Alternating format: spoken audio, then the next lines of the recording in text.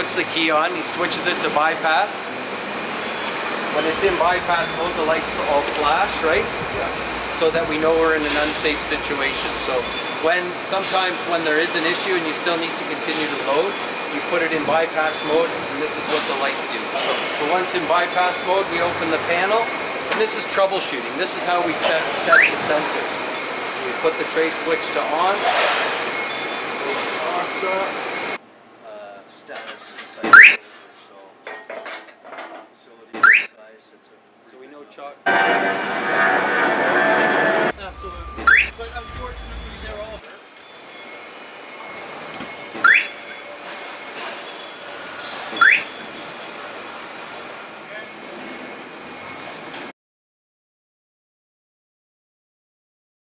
Now we have a green with the Chock in place, so we're in an So this is the arm stored and the Chock in place. Yeah, put it on the lip. This is the lip is closed, the dock is stored, the Chock is in place. Okay, Robbie, remove the wheel Chock sensor from the tire.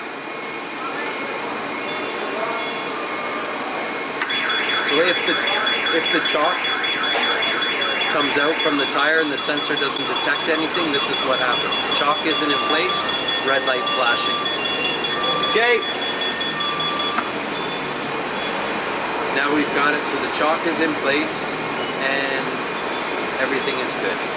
We can load. Do the arm again.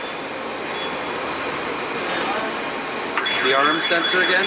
So again, the arm sensor works in conjunction with the Chock sensor. So if somebody did in fact store the arm, that's what would show.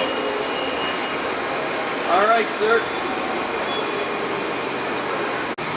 Dock is stored, Chock is in place, door is open.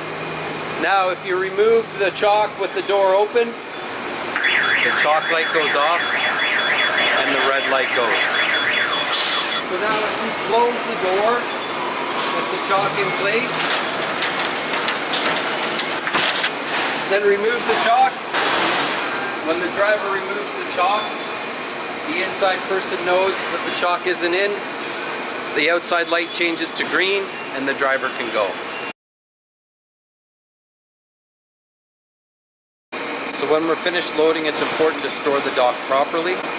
Raise the dock up. Close the door. A big problem that we have, trucks are pulling out with the dock lip still on the back of the trailer, and the dock smashes down and will smash the airbag under, or the blower motor underneath, as well as either smash the sensor or knock it out of adjustment.